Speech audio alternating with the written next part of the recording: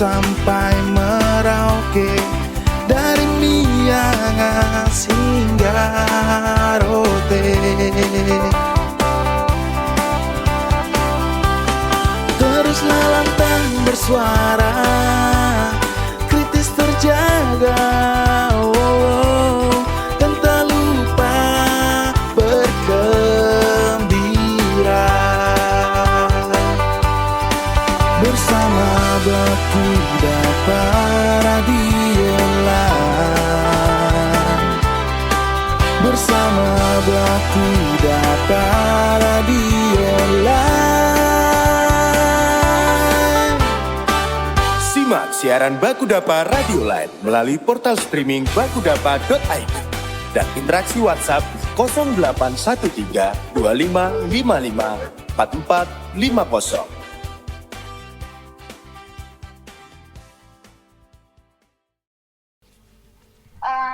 Kawan Dapa dimanapun berada tentu tahu bahwa dunia kita sedang berada dalam titik transisi energi yang tidak ke sana tentu saja ya, karena paling tidak kita tahu ada 3 ketegangan, ada 3 situasi yang membuat isu energi ini menjadi satu hal yang penting untuk kita bicarakan. Pertama, ketergantungan pada energi fosil yang sangat tinggi. Kita tahu hampir semua sumber daya alam kita habis gitu ya, dikeruk gitu untuk kebutuhan energi, pengelolaan energi, dan itu bersumber dari energi fosil.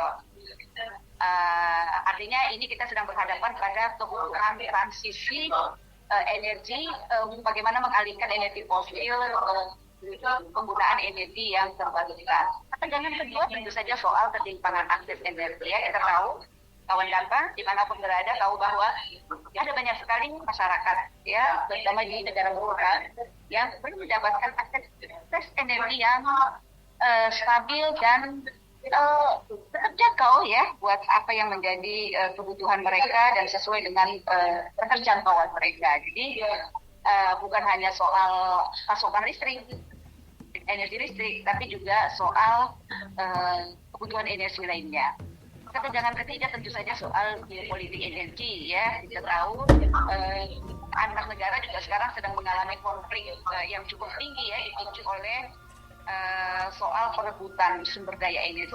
Nah, akan menarik kita bicarakan ya bersama 3 narasumber kita kali ini, karena kita juga akan melibatkan tidak hanya kawan-kawan yang menggeluti isu energi dalam konteks kebijakan, tapi juga kawan-kawan yang kita sudah melakukan inisiatif di tingkat lokal bersama komunitas, bagaimana bersama-sama teman-teman di komunitas mulai menemukan model-model pengelolaan energi terbarukan berbasis komunitas ya. Jadi untuk menjawab soal ketegangan energi tadi yang ternyata dampaknya juga berakibat pada biaya hidup tinggi, ketidakadilan energi, yang kesehatan terganggu karena beberapa juga masih menggunakan energi batubara dan dengan pembakaran yang biasa polusinya ya.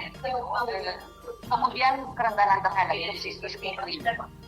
Oke, supaya tidak berpanjang waktu, saya akan menyapa 3 orang narasumber saya di sini. Pertama ada Mas Deden. Halo Mas Deden. Halo Mbak Ajeng. Halo, apa kabarnya Mas Deden? Alhamdulillah baik. Oke, ini di tengah situasi isu energi ini Mas Deden dari Benda Bulu, teman-teman, salah satu organisasi masyarakat sipil yang juga menggeluti isu kebijakan energi ya. Jadi nanti kita bisa mendengarkan dari Mas Deden cerita-cerita tentang bagaimana kawan-kawan menyikapi soal isu energi ini baik secara global, nasional, dan peran politik apa yang sedang dimainkan kawan-kawan di Benda Bulu bersama dengan organisasi masyarakat sipil lainnya menjawab soal krisis energi ini. Di pojok lain ini di wilayah lain jauh di sana di timur ada Om Haris Umata. Om Haris. Halo Mbak Ajeng. Halo.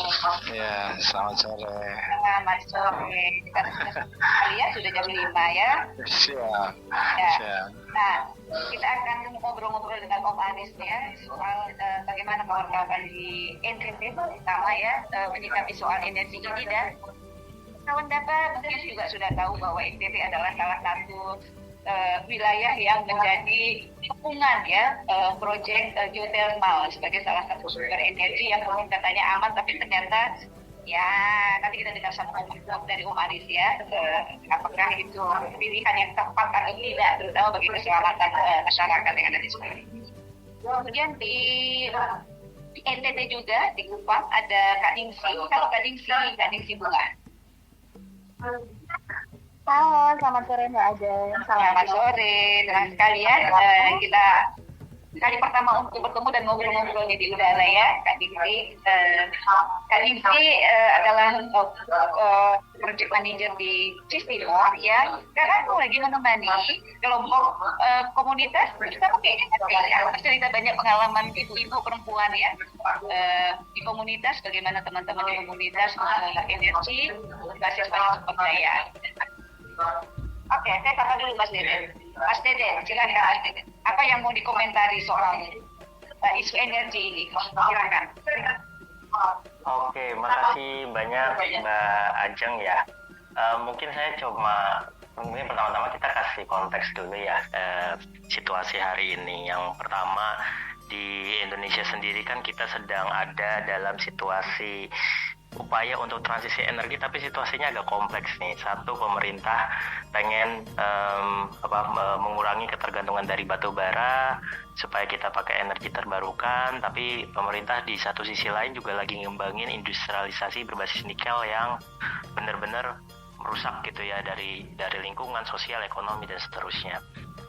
Jadi situasinya juga agak menantang. Meskipun demikian, pemerintah juga punya target bauran EBT yang tinggi ya, di mana net zero emission kan kita ditargetkan di 2060. Beberapa wilayah misalnya ada yang menargetkan lebih cepat dan seterusnya. Jadi situasi ini memang agak cukup menantang. Di sisi lain, kalau secara politik global, kita juga sedang berada dalam situasi konflik krisis energi, di mana ya mungkin teman-teman sebagian besar juga sudah tahu soal Selat Hormuz yang mengganggu hampir kurang lebih 20% suplai minyak gitu ya, yang menjadi mungkin salah satu gangguan energi terbesar ya sepanjang sejarah modern sekarang. Dan implikasinya banyak sekali, dari harga minyak yang naik signifikan dan seterusnya, yang sebenarnya jadi memicu kesadaran soal pentingnya kemandirian energi gitu ya, pentingnya juga adopsi energi terbarukan gitu ya, dan diversifikasi energi juga harus jadi prioritas. Mungkin itu kali ya konteks singkat dari situasi yang dilema, tapi juga langkah ke energi terbarukannya juga ada. Tapi lagi-lagi yang kita perjuangkan di masyarakat sipil kan transisi energi berkeadilan ya. Kata adilnya itu yang sebenarnya terus kita bongkar, kita perjuangkan gitu ya bersama-sama teman-teman masyarakat sipil. Itu mungkin Mbak Ajeng. Oke. Lalu boleh mungkin sharing tentang apa yang kemudian dilakukan P60 menyikapi situasi tersebut? Oke. Nah, di P60 sendiri sebenarnya yang kami perjuangkan kan upaya untuk bisa mencapai energi bersih, energi yang adil, dan juga energi yang inklusif gitu ya. Jadi 3 hal itu sebenarnya yang ingin kami perjuangkan, di mana salah satunya misalnya terkait inklusivitas misalnya. Bagaimana kita memastikan dalam proses transisi energi ini kelompok yang selama ini selalu jadi korban gitu ya, selalu menjadi paling terdampak dari proses transisi energi ini bisa bertransformasi justru menjadi bagian dari proses perubahan itu sendiri. Jadi bagaimana ngelibatin tidak hanya perempuan misalnya di teman-teman di Cistimor ya, di NTT, juga di NTB, lalu juga kelompok disabilitas supaya mereka bisa bersuara, mereka bisa terlibat dalam pengembangan model-model energi terbarukan, sekaligus juga memperjuangkan suaranya gitu ya di dalam forum pemerintah, pengambilan keputusan di berbagai level dari desa sampai nasional. Itu salah satunya. Selain itu juga P60 pernah juga kita melakukan beberapa riset ya di Morowali juga terkait dampak proses transisi energi terhadap masyarakat, di tingkat komunitas dan seterusnya. Jadi itu beberapa hal yang sebenarnya kita lakukan, tapi secara core lagi-lagi Penabulus sebagai organisasi sumber daya masyarakat sipil, kita terus berjuang bersama teman-teman gitu ya, berjejaring, mengorganisasikan diri, lalu juga mencari sumber daya supaya kita semua bisa bergerak bersama menuju energi bersih, adil dan inklusif. Gitu Mbak Ajeng. Oke, menarik. Ya, artinya sebenarnya di tengah situasi isu energi yang cukup mempengaruhi banyak pihak ini ya, tidak hanya di pihak industri ya, korporat dan lain-lain, tetapi juga di masyarakat juga ini menjadi satu hal ya. Sebenarnya jika diberi keleluasaan kepada masyarakat untuk meningkatkan akses pengelolaan sumber daya energi ini, itu bisa dilakukan oleh kelompok masyarakat ya, Mas Deden ya. Ya betul, justru itu yang sebenarnya jadi penting ya, bagaimana mengembalikan akses ke energi itu ke mereka yang paling terdekat dengan sumber energinya gitu. Jangan sampai kita ada PLTS besar misalnya, tapi yang dipekerjakan adalah pekerja-pekerja dari luar misalnya, atau misalnya bikin PLTS di NTT banyak tapi tenaga kerjanya adalah tenaga kerja dari Jawa misalnya gitu. Bagaimana dengan masyarakat yang ada di sekitar itu gitu, apa mereka hanya jadi penonton misalnya. Plus juga model-model inisiatif energi berbasis komunitas. Sekarang ini kan upaya pemerintah mengembangkan energi terbarukan ini, proses transisi energi ini selalu fokus pada proyek-proyek besar. Gimana kemudian pada inisiatif-inisiatif berbasis komunitas, ada pengembangan biogas misalnya di NTB, di NTT Om Haris dan teman-teman ngembangin tungku hemat energi, juga ada model-model biogas gitu ya, ada solar water pump gitu. Inisiatif-inisiatif itu yang sangat sulit sekali sebenarnya mendapatkan akses pembiayaan, mendapatkan akses ke keahlian gitu ya, dan kadang-kadang terputus gitu dari proses kebijakan yang lagi dikerjain. Pemerintah kerjainnya kebijakan yang besar-besar untuk proyek besar, tapi kemudian di masyarakat sebenarnya yang butuh tuh justru skala-skala kecil gitu. Itu yang agak menantang. Mungkin salah satu contoh kemarin saya baru aja dari NTT gitu ya, ditemenin juga sama teman-teman CIS. Itu ada satu wilayah yang bahkan dari Indonesia Merdeka aja di Soe itu nggak pernah dapat energi, nggak pernah dapat listrik gitu ya. Pernah ada PLTMH berjalan 5 tahun tapi rusak kayak gitu. Jadi betapa timpangnya gitu ya akses energi kita, terutama di wilayah terpencil, pulau-pulau kecil gitu. Ya, ternyata tidak semua yang akses penerangannya juga bisa sampai ya pada masyarakat ya. Betul Mbak Ajeng. Iya, saya kemarin baru pulang dari Sumber dan cerita soal listrik yang tidak sampai ke desa, kemudian kalau ada akses listrik hanya di jam-jam tertentu, ini juga saya dengar ceritakan gitu ya, dan kali ini saya punya kesempatan untuk ngobrol dengan kawan-kawan. Penabulus sendiri sudah berapa lama nih, Mas Deden, menemani teman-teman ya? Oke, kalau kami sekarang ada nama proyeknya We for Jet, itu bekerja dari 2023 sampai 2028 di NTB, NTT dan juga kerja di level nasional ya. Jadi mungkin sekarang tinggal ya kurang lebih 2 tahun prosesnya, tapi udah cukup banyak yang kami hasilkan.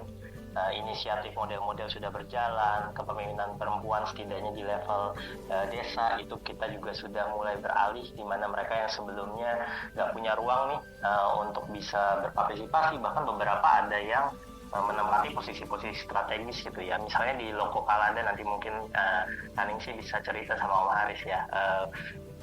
Ada satu perempuan, Mama Erti kalau nggak salah nanti disambung, dia yang dulunya selalu dieksklusi dari pengambilan kebijakan, akan dianggap terlalu vokal. Sekarang akhirnya dia bisa jadi ketua BUMDes gitu ya, dan mengadvokasikan upaya pendanaan, inisiatif energi terbarukan di level komunitas dan seterusnya. Jadi upaya mentransformasi itu juga jadi hal yang penting ya. Jadi mengangkat bahwa isunya mungkin transisi energi, tapi di balik itu ada lagi kata berkeadilannya ya. Berarti kita harus mengubah bagaimana struktur pengambilan keputusan yang selama ini didominasi laki-laki, memberi ruang, memastikan juga ketika perempuan ikut dia tidak terbebani beban kerja domestik, terus ada inisiatif akses terhadap sumber daya melalui model-model, ruang biar mereka bisa bicara di ruang advokasi dan seterusnya. Jadi itu yang terus kita bangun, dan tentu lagi-lagi tidak hanya kerja basis proyek ya, tapi semangatnya adalah semangat gerakan. Itu Mbak Ajeng. Oke, wah ini menarik nih ya. Jadi tadi kita dengarin ya dari Kak Ingsi ya, bagaimana tantangan para kelompok perempuan terutama, karena ternyata selain tantangan mengelola energi berbasis komunitas ini juga berhadapan dengan struktur sosial dan dinamika sosial yang tidak mudah juga ya buat mereka ya. Betul Mbak Ajeng. Ya. Oke, Mas Deden, kita jeda dulu Mbak Ningkanisi dan Om Haris. Tunggu sesaat ya, saya akan mengajak untuk bicara-bicara, mendengarkan cerita dari NTT seperti apa dan dari komunitas bagaimana. Kita dengerin lagu dulu supaya ini diskusinya agak berat soal energi, kita bawa relax. Oke. Siap Mbak Ajeng.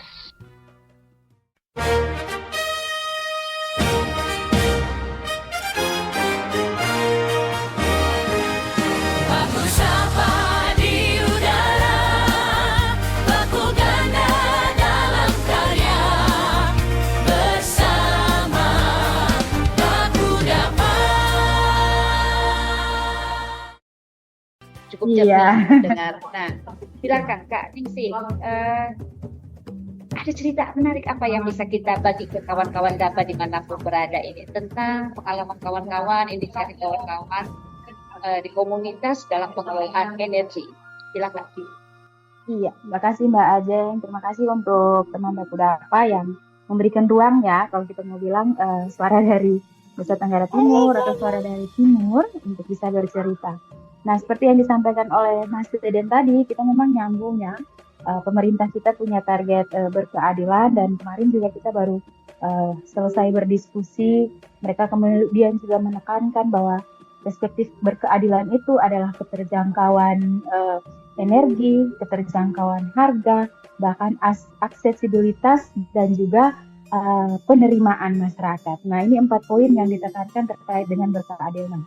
Jauh sebelum isu terkait dengan energi terbarukan ini, seperti konteksnya kita di NTT, Mas, yang berpulau-pulau, berkabupaten dan berpulau-pulau ini, kita punya model topografi geografis yang berbukit, berpulau, yang untuk cost terkait dengan energi itu sendiri sangat membutuhkan nilai yang berbeda. Nah, kalau bicara energi, kami di sini memahami bicara energi tidak hanya tentang kelistrikan, tapi listrik adalah kebutuhan dasar dan itu pun belum menjangkau di semua wilayah. Kemarin kita bahas terkait dengan listrik listdes ya, listrik desa, 1 atau 2 kakak dalam 1 atau 2 dusun bisa sudah dikategorikan oleh pemerintah kita lewat BUMN-nya bahwa itu sudah termasuk 1 desa berlistrik begitu, sehingga mungkin kalau dilihat dari data sudah hampir 100% itu NTT listrik desa sudah masuk semua. Padahal kenyataannya di setiap desa masih banyak dusun dan masih banyak rumah tangga atau keluarga yang belum beralih. Nah, bicara soal energi juga, kita bicara soal energi non listrik ya.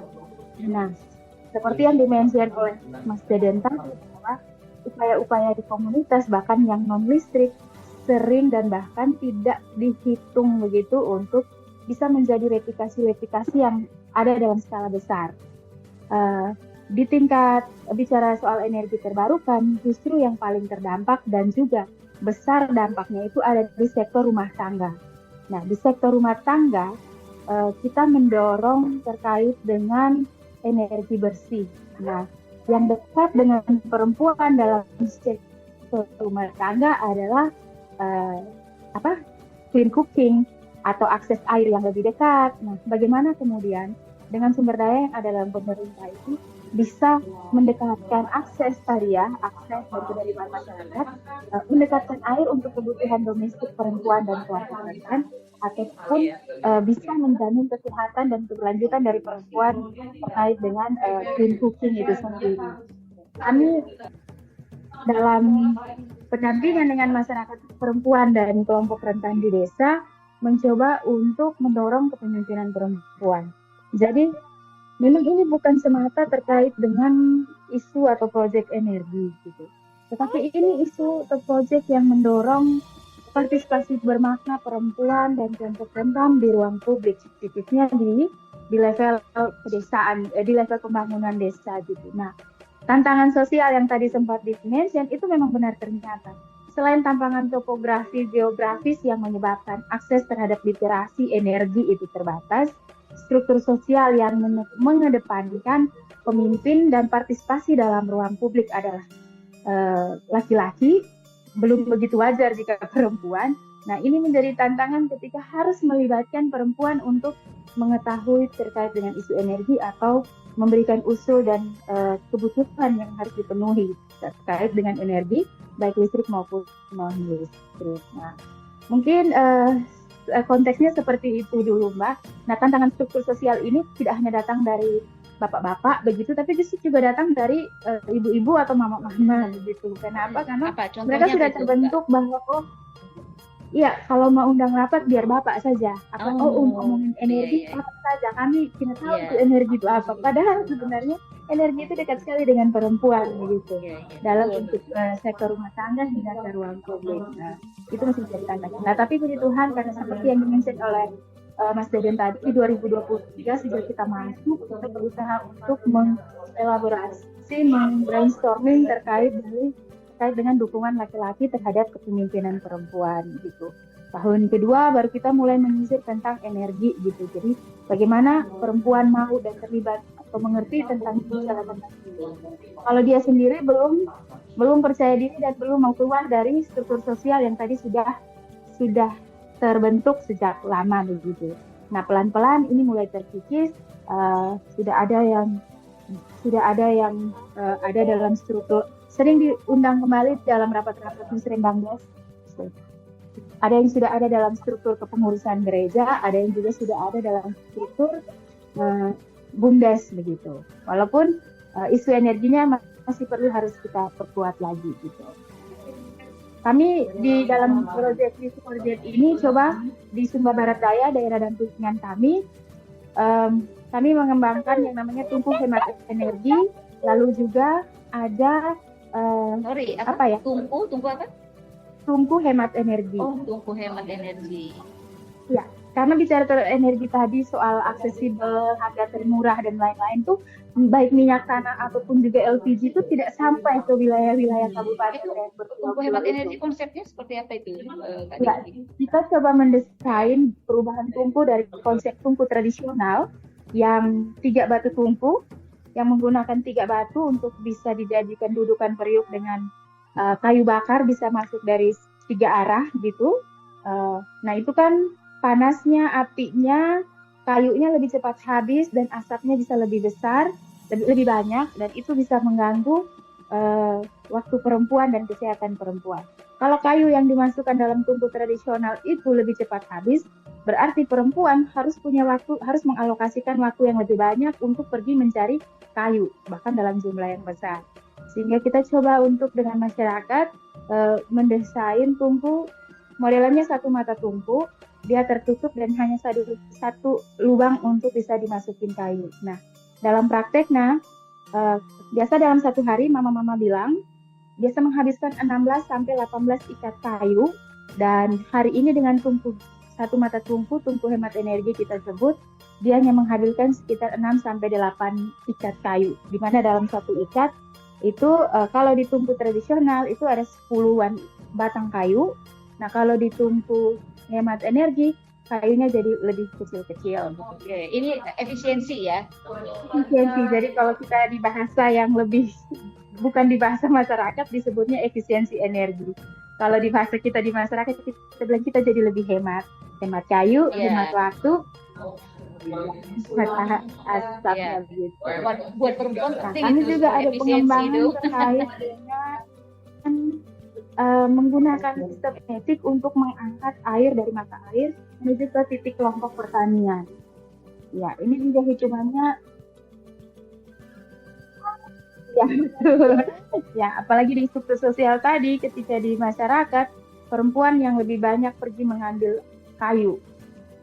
Karena laki-laki banyak yang pergi sudah bekerja ke kebun, ke kantor dan lain-lain, sehingga untuk mengisi kebutuhan domestik baik sarana dan prasarana bahkan bahan-bahannya itu lebih banyak perempuan. Nah, ketika itu waktu mereka sebutnya dalam 1 minggu itu tuh hampir setiap hari atau sekitar 2 hari sekali mengambil kayu dengan pintu hemat energi. Mereka bisa cuman 1 minggu itu atau 3 hari sekali atau bisa 2 kali saja untuk pergi mengambil kayu gitu. Jadi sudah lebih banyak waktu yang terpotong gitu. Kami juga sempat mengembangkan biogas juga mungkin saya di RTP. Biogas berbasis sumber dayanya.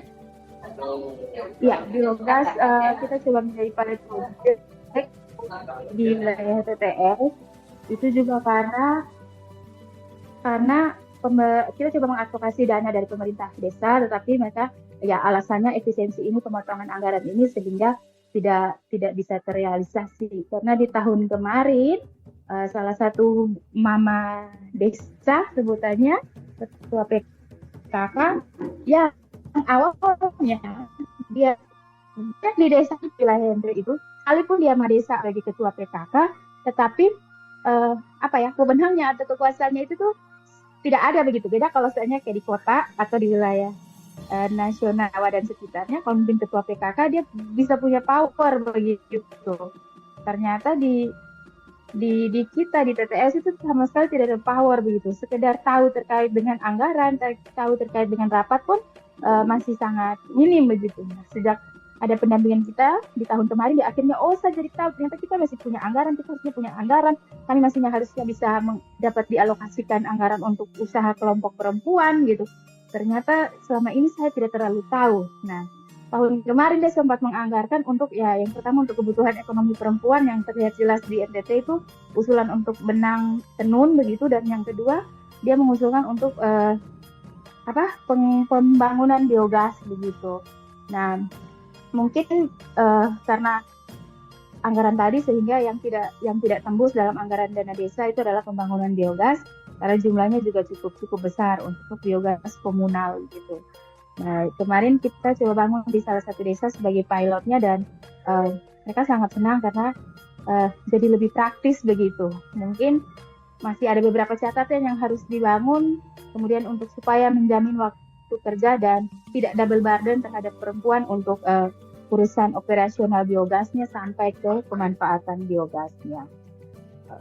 Mungkin seperti itu Mbak Ajeng, apa saya kemana-mana aja. Ya, tidak. Ini cerita yang menarik ya, karena ternyata bicara soal bagaimana melibatkan, ngajak perempuan ya, terutama di komunitas itu terkait dengan pengelolaan energi, tidak sesederhana soal bagaimana mentransfer skill atau keterampilan pengelolaan energi saja. Tapi kalau yang dari ceritanya Kak Ningsi kan sebenarnya prosesnya cukup panjang ya. Jadi ini masuk pada konsep pemberdayaan sesungguhnya ya. Ya, begitu ya Kak Ningsi ya. Ya, karena tantangan di awal yang kami jumpai adalah ketika kita bilang mama itu harus ikut terlibat dalam diskusi atau rapat, biar bapak dari atur. Padahal nilai yang kuat itu ketika kita bilang kebutuhan kita apa itu harus disuarakan ketika rapat itu. Hanya karena jadi kayak membangun kepekaan mereka, membangun percaya dirinya mereka itu juga jauh lebih susah. Nah, tapi ketika mereka sudah mulai terbiasa dan sering terlibat, mereka jadinya, saya hadir, saya harus tahu tentang apa, kalau hubungannya dengan energi, hubungannya dengan kebutuhan kami kelompok perempuan tuh seperti apa. Itu mereka jadi bisa lebih terarah dan mulai untuk mengadvokasinya. Kemarin di Sumba Barat Daya di desa Waitanino juga kalau tidak salah, mama ini dengan malu-malu tapi tetap hadir di dalam musrembang des dan mereka dengan terbata-bata tapi mau untuk bicara. Kami butuh air Bapak Desa. Itu bagaimana sih kami punya air nih untuk buat di rumah dengan buat di kelompok usaha misalnya atau di kelompok tani. Nah, kan mereka ini sebenarnya di Sumba itu ada beberapa wilayah desa sudah ada beberapa pembangunan PLTS untuk air sumur ataupun juga PLTS untuk listrik. Nah, sayangnya memang ketika peralihan atau pembangunan yang selesai dari pemerintah pusat, karena ini proyek-proyek pemerintah pusat, program-program pemerintah pusat, keberlanjutannya itu tidak terlalu diperhatikan sehingga kebanyakan tidak ada teknisi lokal dan banyak produk-produk energi terbarukan ini yang mangkrak atau rusak. Nah, dari dalam pendampingan kami ini baik tumbuh hemat energi, water pump atau bahasa rakitan nanti ke depan dan biogas, kami mengusahakannya supaya dia mudah, murah, dan bisa dioperasionalkan atau digantikan atau minimal masyarakat tahu untuk cara kalau terjadi kerusakan mereka tahu untuk memperbaikinya. Jadi kayak tumbuh hemat energi itu baik perempuan maupun laki-laki yang ada dalam kelompok, mereka sudah mematenkan diri untuk membentuk kelompok usaha tumbuh hemat energi. Dan hari ini kami kemarin juga habis bikin kampanye kolaborasi perempuan berdaya, adaptif bencana dan desanya adaptif bencana. Pasca kegiatan itu beberapa kali kami pertemuan di level Pokja perubahan iklim di level provinsi. Karena sekarang kita ke minyak tanah susah, LPG juga susah, mahal malah. Di NTT itu LPG sudah sampai 300 sampai 400 ribu mbak. Bahkan tidak ada subsidi, kita tidak ada galon LPG gas hijau ya, tabung hijau ya. Kita nggak ada biru dan pink. Ya, gas melon kita tidak punya, jadi kita tidak dapat subsidi seperti itu dan tidak mahal. Sehingga Mega Bulan Tani tunggu produksi massal, tunggu hemat energi dari Sistimor, begitu, atau dari tandingannya Sistimor. Karena itu bisa kita modifikasi. Kalau konsep di desa kita pakai kayu bakar ya, karena kayu api gitu, karena masyarakat masih mayoritas menggunakan kayu api. Tetapi di provinsi atau di kota itu bisa dikembangkan menggunakan briket, karena ada kelompok-kelompok lembaga lain yang pakai briket dan kita bisa adopsi menggunakan tungku. Iya.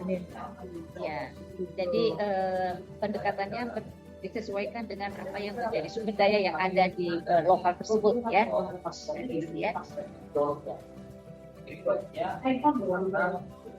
Oke, Kak Ningsi, kita jeda dulu sejenak. Om Haris, sabar menanti. Saya ingin dengar juga cerita dari Om Haris ini tentang bagaimana ini kan di tengah situasi teman-teman mendampingi banyak komunitas untuk punya inisiatif pengelolaan energi berbasis komunitas. Ternyata pemerintah juga punya konsep-konsep pembangunan energi yang menggunakan geothermal dan sebagainya. Kita jeda dulu ya teman-teman dan kawan dapat. Setelah ini kita langsung dulu nanti kita dengarkan memberikan pandangan seperti apa.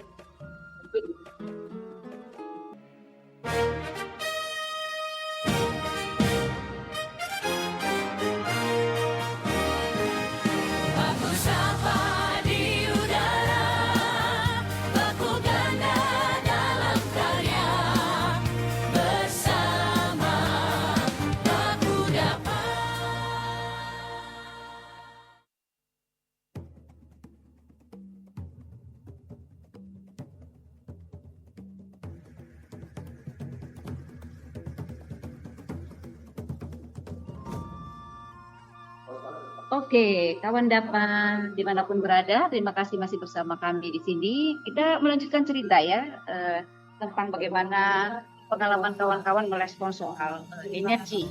Om Haris. Halo, selamat sore Mbak Ajeng. Selamat sore Om Haris, sudah dengar tentu saja ya. Tadi Mas Deden dan Ningsi sudah berbagi cerita. Sudah Mbak Jeng. Nah, ini menarik ya, Om Haris ya. Tadi Mas Deden kan menyebutkan sebenarnya ada banyak kesempatan yang mungkin bisa dilakukan oleh kawan-kawan ISO ya, bagaimana menemukan komunitas di dalam inisiatif pengelolaan energi berbasis komunitas. Dan ada beberapa contoh lah yang sudah dilakukan teman-teman CIS bersama komunitas. Tapi di sisi lain kita tahu NTT terutama adalah salah satu wilayah yang digempur oleh pengembangan pembangunan energi berbasis geothermal ya. Salah satu sumber energi nasional yang katanya aman gitu ya, paling aman, tapi saya nggak tahu, tadi Om Haris yang bisa menyampaikan. Nah, bagaimana ya Om Haris teman-teman melihat ini gitu ya, kawan-kawan CA wilayah dirusak juga melihat ini dan bagaimana kemudian memastikan apa yang sudah menjadi inisiatif di tingkat lokal ini tetap berkembang. Silakan. Baik Pak Ajeng. Memang NTT ini lagi kebagian banyak proyek strategis nasional ya untuk energi terbarukan memang. Karena memang NTT satu dari 6 provinsi ya, 5 atau 6 provinsi dengan rasio elektrifikasi paling rendah di Indonesia. Jadi tidak mencapai rata-rata nasional. Ya, tapi hari ini tuh NTT bersama dengan Maluku dan 3 Papua ya. Dan saya kira mungkin ya Papua ada konflik dan mungkin lebih dekat NTT, jadi lebih banyak tuh fokus ke NTT. Nah, salah satunya itu jadi selain dari PLTS, kemudian jadi dulu Mbak Ajeng banyak program yang masuk itu hubungan dengan PLTS komunal, kemudian mikrohidro, kemudian salah satu tuh geotermal. Dulu di awal tuh tahun 2000 sampai 2010 tuh ada dimulai proyek geotermal di Ulumbu. Ulumbu ini di Manggarai dan di Mataloko di Ngada. Dan waktu itu memang sudah ada tekanan ya. Jadi waktu itu juga sempat ada aksi terkait dengan proses pembangunan geotermal. Walaupun sampai hari ini yang paling jalan itu Ulumbu ya. Ulumbu yang paling stabil,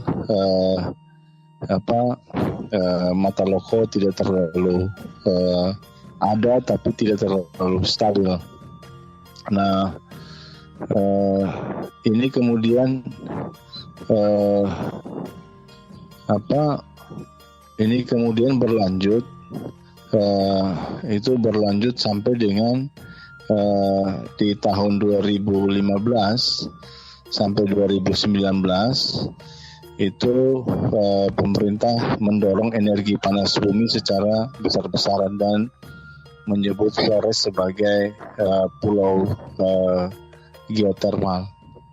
Ada banyak titik eksplorasi baru yang dilakukan, tapi juga ini dari proses-proses ini juga muncul kesadaran ya.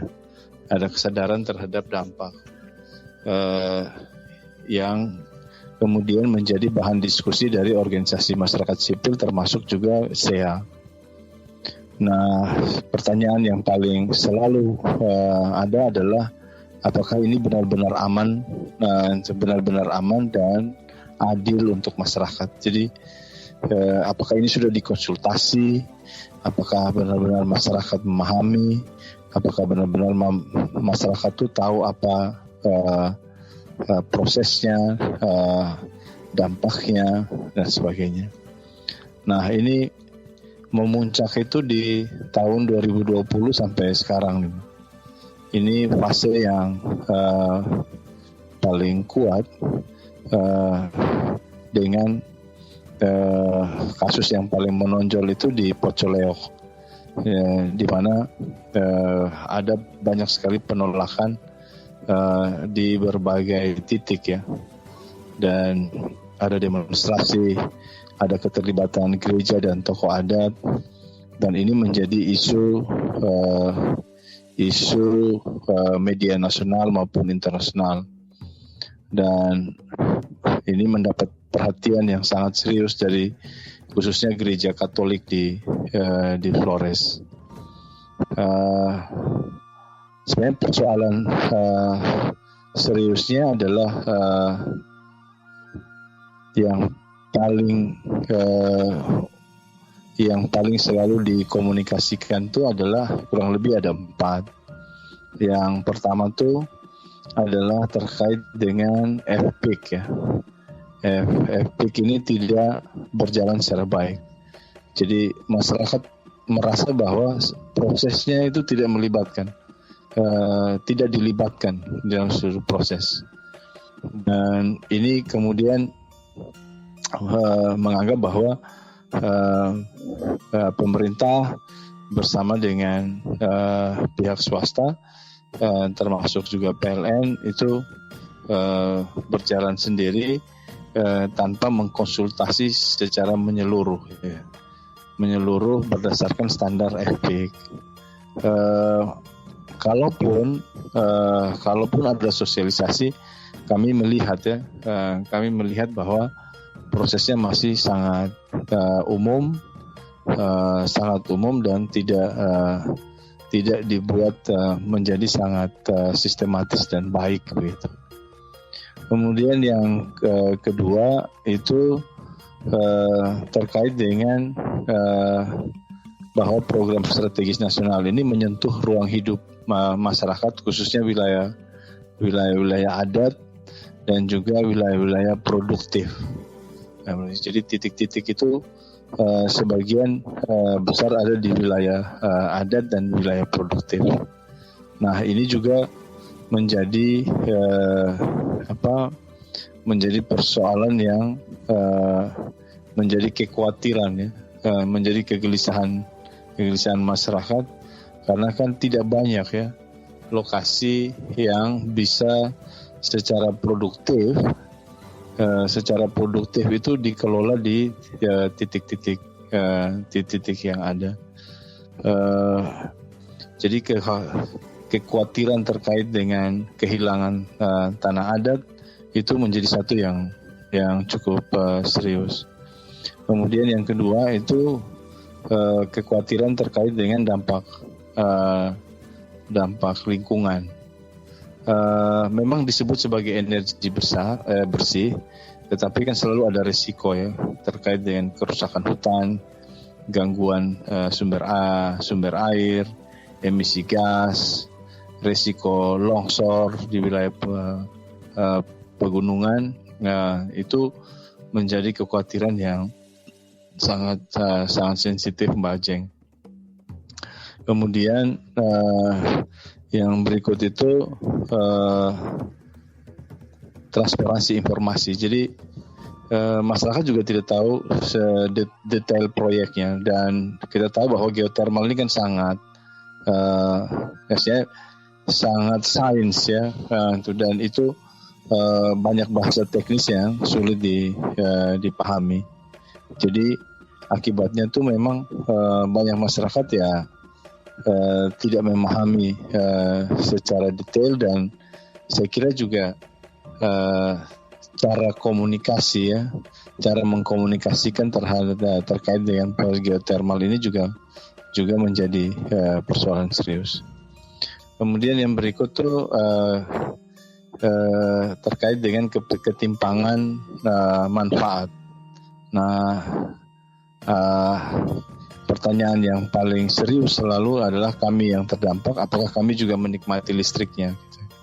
Nah, ini juga apakah manfaat ekonomi, manfaat tenaga kerja, itu juga seperti yang disampaikan Mas Deden tadi ya. Jadi ketika barang ini ada, ini siapa sih yang menjadi tenaga kerja? Apakah kita cuma jadi buruh saja?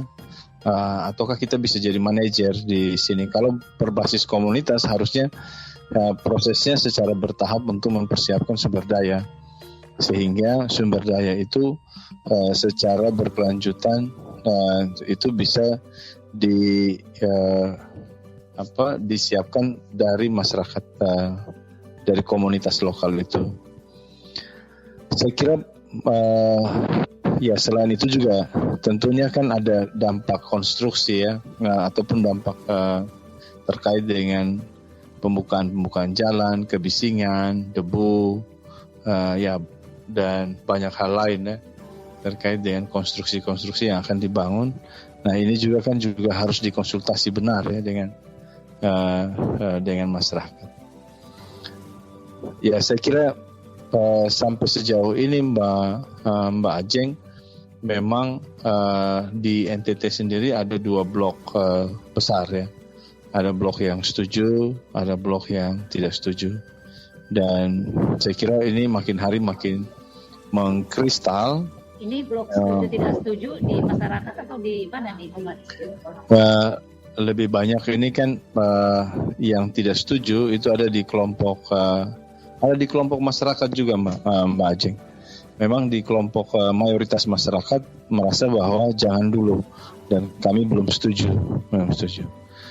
Kelompok yang setuju relatif yang dekat dengan negara ya, dengan negara yang juga mungkin mendapat keuntungan dari proses program strategis nasional.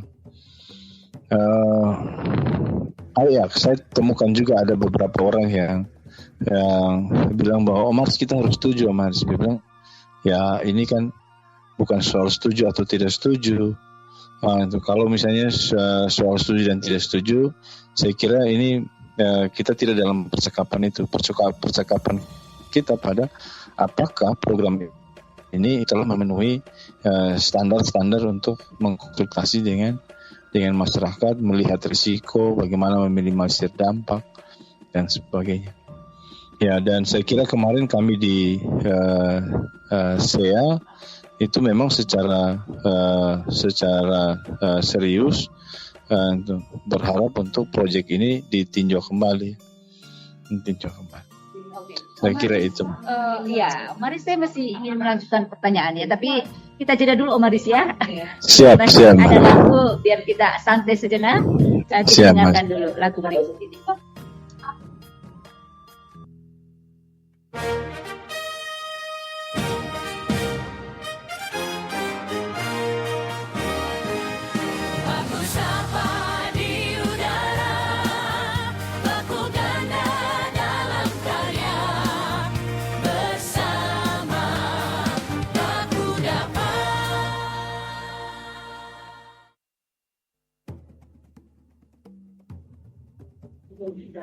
Oke, kawan Dapa, masih bertemu lagi dengan saya dan Om Haris, Mas Deden, juga Kak Ningsih di seberang sana.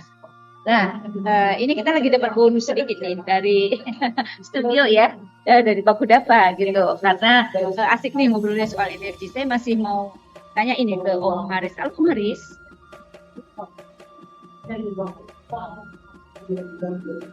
Halo Mbak Ajeng, siap Mbak Ajeng. Iya, oke. Nah, tadi kita diselingin lagu Meli, judulnya Bimbang nih Om Haris. Semoga masyarakat sipil tidak bimbang dalam menentukan sikap ya. Terkait isu energi ini. Nah, ini kalau kita dengar di tengah situasi tekanan kebijakan energi ya, yang program energi nasional yang ke arah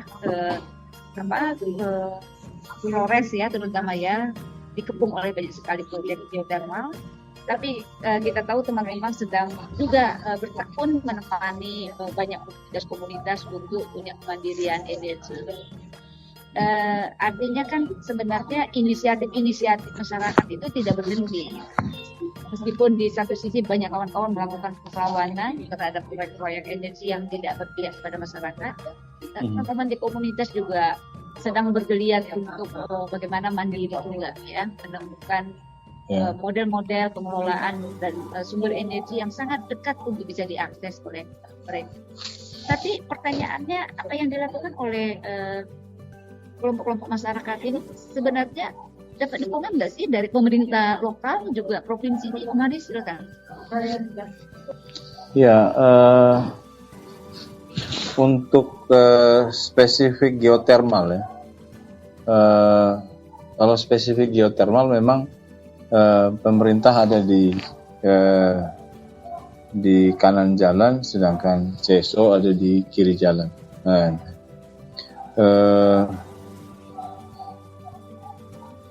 Beberapa upaya untuk proses untuk mediasi, tapi itu belum maksimal ya, belum maksimal jalan. Jadi ini juga karena berhadapan juga dengan organisasi masyarakat sipil keagamaan ya. Keagamaan itu juga menjadi ya saya kira itu menjadi kekuatan sehingga ya pemerintah juga berhitung ya terkait dengan hal ini. Jadi saya lihat memang tekanan negara terhadap pemerintah untuk bagaimana segera menyelesaikan proyek strategis nasional ini memang sangat kuat, Mbak. Sangat kuat. Tapi sudah beberapa waktu terakhir memang isu ini agak istilahnya cooling down ya, cooling down. Ketika kami bertemu dengan ESDM dan sebagainya tuh isu ini tidak terlalu dibahas karena mereka tahu bahwa sekarang posisinya adalah berhadap-hadapan dan itu mengalami kebuntuan. Sebenarnya dukungan yang hari ini paling banyak itu di APBN, itu paling banyak ke PLTS juga. Itu di wilayah Sumba itu banyak dukungan untuk PLTS ya. Jadi ada dorongan juga ke beberapa CSO nasional untuk juga fokus ke PLTS. Memang untuk program inisiatif masyarakat bagaimana? Untuk program inisiatif masyarakat itu kemarin misalnya dengan ESDM mereka ada dukungan untuk karena ESDM ini kewenangan provinsi, jadi tidak ada di kabupaten hanya ada UPTD. Jadi ruang besarnya ada di provinsi, ada dukungan untuk dengan CIS misalnya, ada dukungan untuk replikasi tungku hemat energi. Jadi sangat kecil, Mbak, tungku hemat energi. Kemudian bagaimana memonitoring rencana untuk kemarin bagaimana memperkuat komite-komite PLTS, yaitu bareng sama Mentari, Kivos dan sebagainya. Tetapi memang di beberapa waktu terakhir ini ada efisiensi ya, dan efisiensi itu kemudian punya dampak serius pada dukungan-dukungan yang berbasis komunitas. Ya.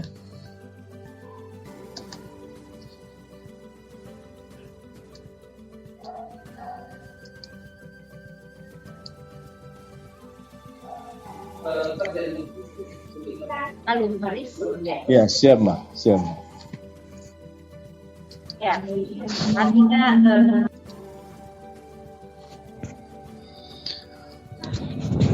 memang hari ini dukungan ada tapi masih sangat kecil sekali, Mbak. Dukungan besar itu sebenarnya ada dari perlu diadvokasi itu dari APBN sebenarnya, dari pemerintah pusat, karena program-program seperti PLTS, kemudian PAMSIMAS ini untuk air bersih itu biasanya menggunakan PLTS juga, jadi pompa tenaga surya, itu masih ada loh. Hanya memang di area pemangkasan ya, efisiensi kata mereka. Efisiensi itu banyak program-program yang berbasis dukungan pada komunitas itu banyak yang dihabiskan, ditiadakan. Ya, oke. Ini isu efisiensi ini selalu menjadi alasan utama ya kalau kita bicara soal dukungan pemerintah. Benar. Ya. Nah, kita ingin dengarkan. Halo, Mas Deden. Iya, Mbak Jang. Iya. Nah, Mas Deden, ini kita udah ada di penghujung nih ya ngobrolnya. Gimana kawan-kawan kemudian secara nasional ya, mungkin bisa dengan dulu atau jejaring UMT secara nasional gitu ya, bisa mengawal ya, maksudnya terutama dalam konteks regulasi dan para pihak yang ada di pemerintah pusat ya, untuk memberikan dukungan terhadap upaya-upaya terhadap inisiatif yang dilakukan oleh komunitas itu. Ada model advokasi yang dikembangkan? Iya, makasih Mbak Ajeng. Mungkin pertama aku mau mengutip statement penting dari Om Haris tadi juga ya, soal bahwa pertanyaan besarnya kan bukan apakah kita harus bertransisi, tapi transisi seperti apa yang sebenarnya yang lagi kita bangun gini. Apakah transisi yang fokus pada investasi besar, proyek besar, kepentingan besar, nggak libatin masyarakat gitu ya. Kalau kita menggunakan pendekatan itu, maka sebenarnya ya lagi-lagi dia tidak menyelesaikan masalah, hanya memindahkan beban dari satu kelompok yang merasa ini penting ke kelompok yang lain yang merasa yang justru malah paling terdampak. Itu mengulap pola ketimpangan yang sama lah gitu. Tapi yang paling penting sebenarnya ketika kita bicara advokasi, kemudian bagaimana menempatkan masyarakat itu komunitas benar-benar sebagai aktor utama di dalam proses transisi energi ini. Oleh karena itu sebenarnya dari masyarakat sipil kita penting untuk mendorong pertama misalnya memberikan akses pada pengetahuan kepada masyarakat, mengadvokasikan bagaimana pembiayaan energi di level komunitas itu bisa mendapatkan dukungan pembiayaan. Kita tahu bahwa seringkali banyak proyek atau inisiatif dari masyarakat dalam pengembangan energi terbarukan, tungku hemat energi, biogas, solar water pump, atau rumah energi matahari ada lagi di YPPS itu mendapatkan pembiayaannya itu sangat sulit misalnya karena dianggap tidak bankable, di pemerintahnya sendiri juga dananya dipotong sana sini, dana desa kita tahu dari sekian M tinggal 300 juta, sisanya buat koperasi merah putih gitu. Dan juga sebenarnya yang paling penting bagaimana menghadirkan masyarakat juga, mewakili bersama dengan masyarakat, kita bisa mempengaruhi ruang-ruang pengambilan keputusan dari level terendah sampai tertinggi. Itu sebenarnya ruang di mana masyarakat sipil jadi penting gitu ya, untuk kita bisa membangun transisi energi yang benar-benar bisa adil, inklusif dan bersih gitu. Makanya kemudian yang mungkin jalur advokasinya jadi banyak ya Mbak Ajeng ya, tidak hanya pada konteks advokasi koalisi gitu ya, cukup banyak koalisi-koalisi yang sekarang bergerak gitu untuk memperjuangkan energi bersih, tapi juga sebagai penghubung, pembelajar, penggerak perubahan dari bawah gitu. Jadi jalurnya sangat banyak ya sebenarnya dari kita sebagai bagian dari masyarakat sipil. Itu mungkin Mbak Ajeng gambarannya yang bisa dilakukan. Mas Deden, ada model lain nggak yang selain dengan yang di NTT, teman-teman di PWU sedang bersama dengan kawan-kawan di manakah? Ya, kalau sekarang untuk di level komunitas kita ada juga intervensi di NTB, di Lombok Barat, Lombok Tengah, Lombok Timur bersama teman-teman Gema Alam. Di Larantuka kami juga ada di NTT itu bareng teman-teman YPPS gitu ya. Jadi dan di provinsi sebenarnya kami juga banyak cukup bergerak ya, misalnya teman-teman JIS Timur itu berupaya mempengaruhi kebijakan melalui Pokja Perubahan Iklim di NTT. Di NTB teman-teman ada namanya GetCJ Working Group, itu juga bekerja bersama untuk mempengaruhi kebijakan. Misalnya mereka berhasil memasukkan unsur GetC dalam peraturan gubernur gitu di NTB. Di nasional pun kami juga sekarang juga berupaya untuk mempengaruhi kebijakan di nasional. Ada teman-teman Publish What to Pay yang berusaha untuk bisa mempengaruhi Dewan Energi Nasional supaya ada representasi perempuan. Teman-teman asosiasi LBH Apik terus mempengaruhi orang muda, publik yang lebih luas, berjejaring dengan koalisi masyarakat sipil. Ada di nasional Women's for Jet misalnya, mengembangkan toolkit yang juga ramah bagi anak muda, misalnya kemarin LBH Apik baru aja ngebagiin ular tangga energi terbarukan, misalnya namanya Panji Semarang. Itu bagaimana mengajak mendiskusikan soal energi terbarukan, transisi energi berkeadilan, tapi dengan permainan. Jadi upaya-upaya itulah sebenarnya Penabulu lagi-lagi sebagai katalisator kita bersama-sama supaya bisa muncul gerakan-gerakan inisiatif baru yang menyasar pada banyak layer supaya pengaruh ke kebijakan, juga pengaruh ke masyarakatnya yang paling terdampak itu benar-benar bisa kita gapai. Itu Mbak Ajeng. Ya, oke.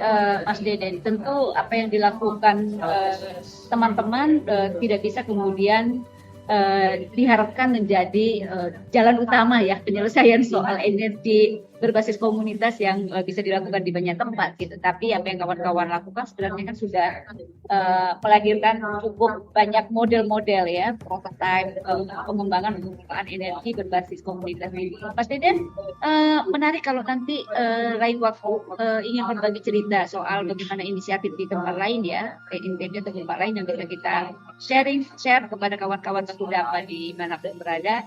Silakan, kita dengan senang hati membuka ruangnya. Siap Mbak Ajeng, mungkin juga nanti sesi-sesi selanjutnya kita bisa undang teman-teman dari komunitas ya, karena di level komunitas kami ini juga cukup banyak yang bahkan udah bisa berbicara di level provinsi, di level kabupaten, jadi mungkin akan seru tuh kayaknya kalau kita bisa undang mereka untuk sharing langsung pengalamannya.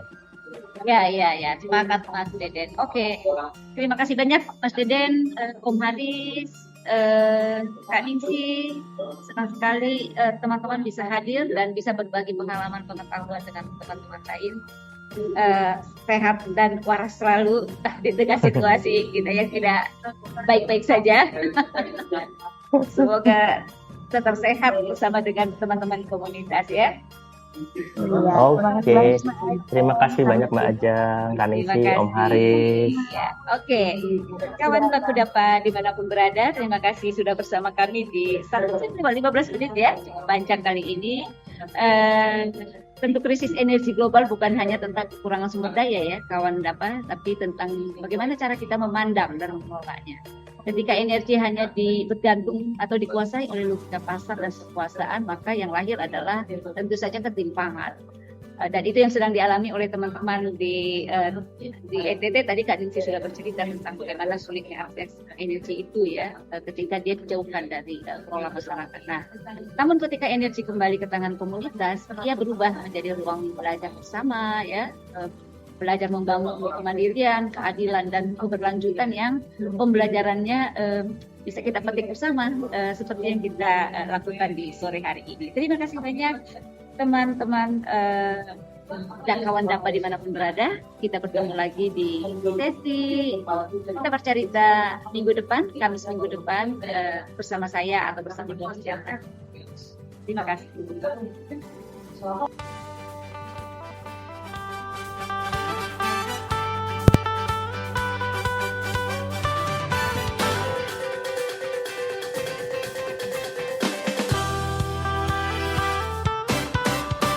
Kawan senusantara, dari Sabang sampai Merauke, dari Miangas hingga Rote,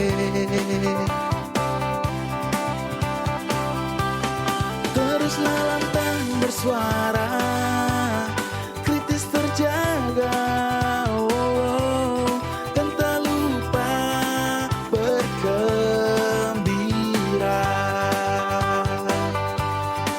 bersama Bakudapa Radio Line,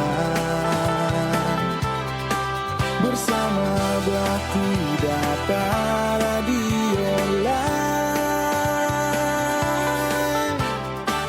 Simak siaran Bakudapa Radio Line melalui portal streaming bakudapa.id dan interaksi WhatsApp 0813 2555 4450.